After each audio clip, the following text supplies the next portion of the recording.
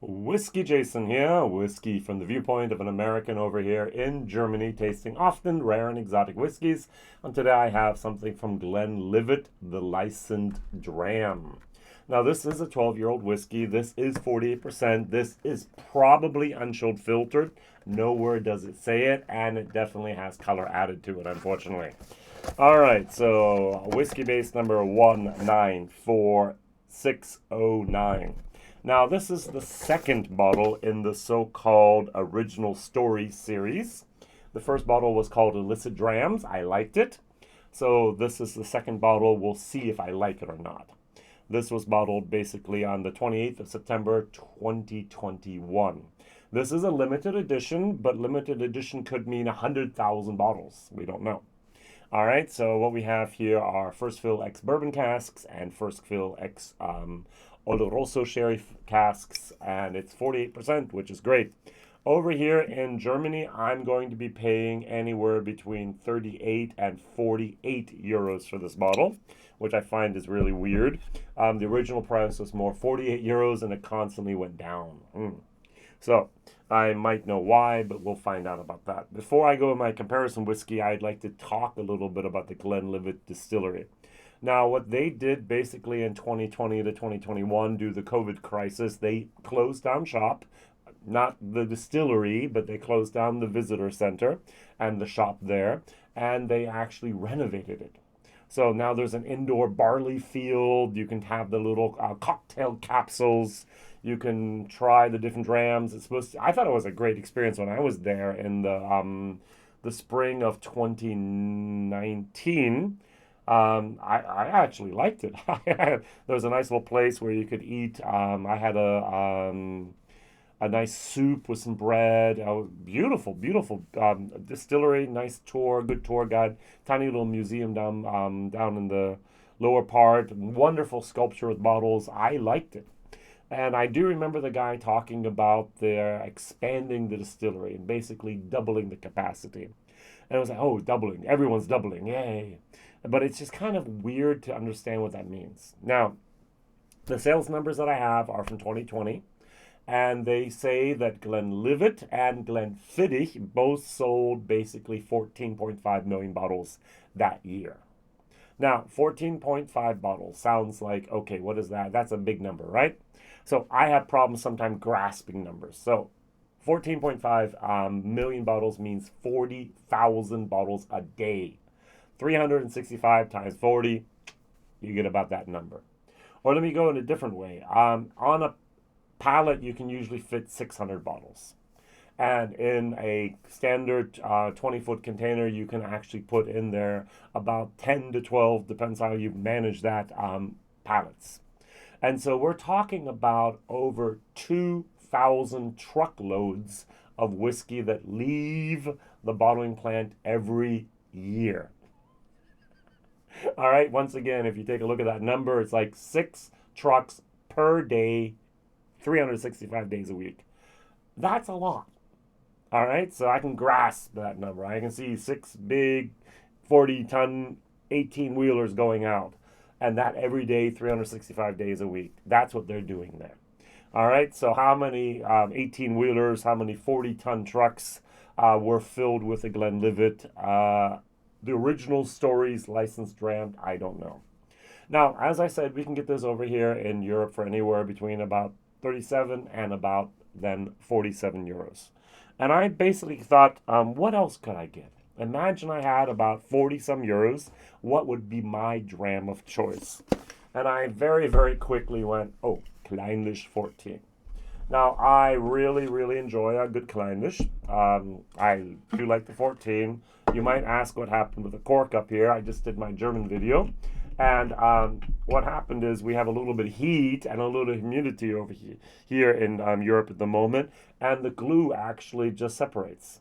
Now, if you live in an air-conditioned area, a very, very nice area, like maybe, let's say, Scotland, that's not going to be a problem, but I'm having this happen more and more at the moment.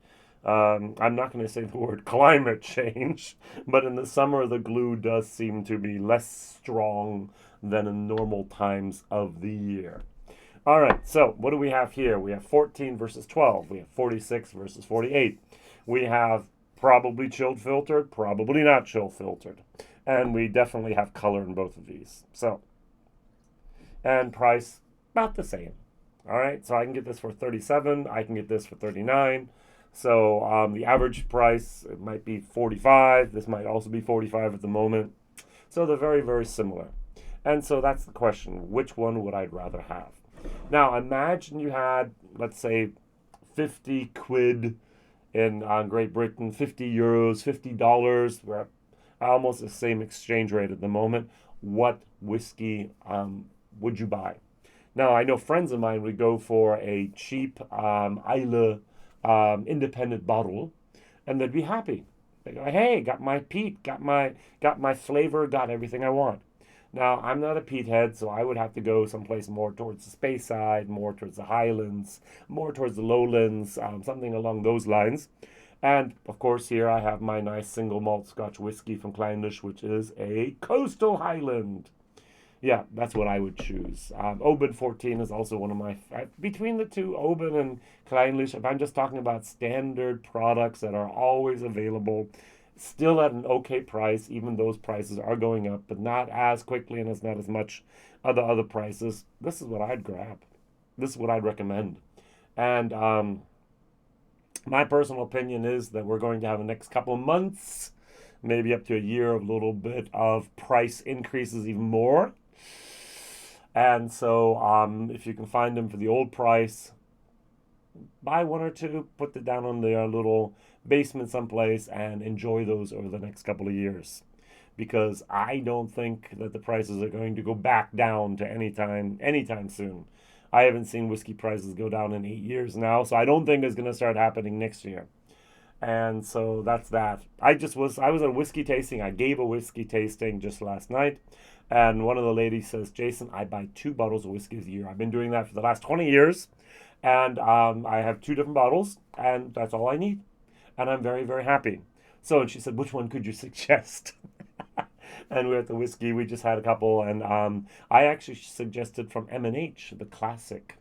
That was actually a fairly good dram on that night with those STR casks.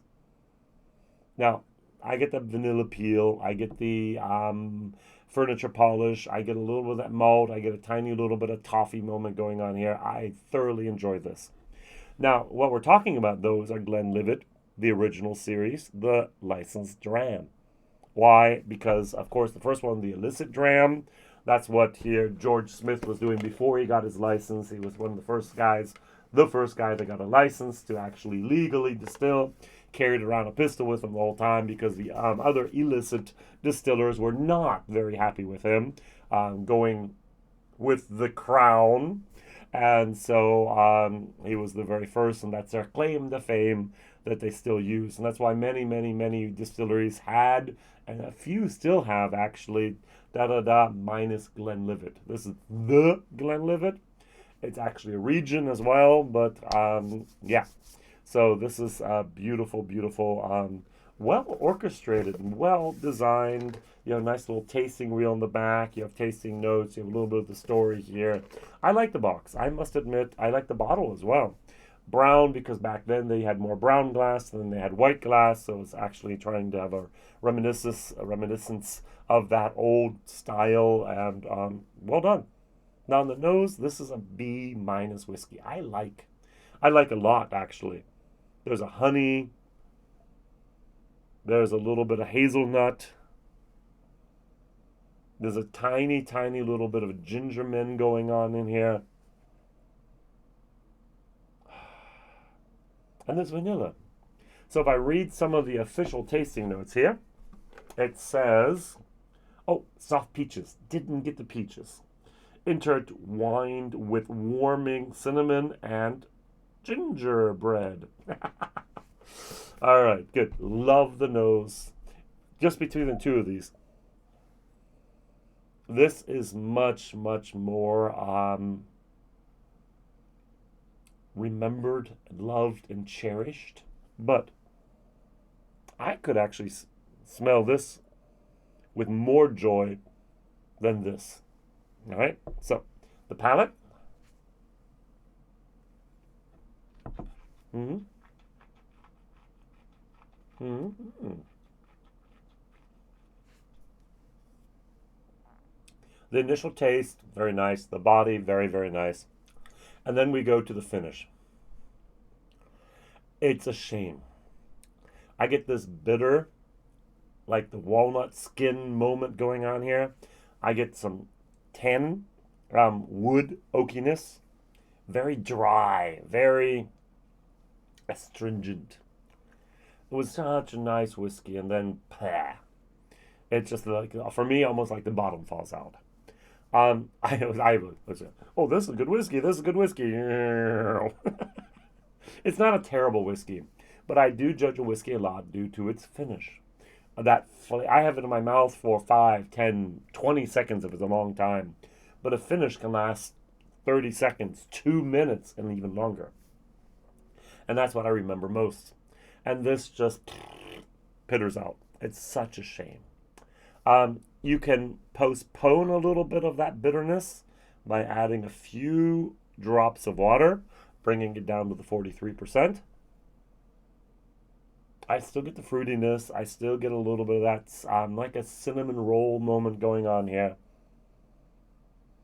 But the wood becomes a little bit more apparent now by the second taste and the second I add the water.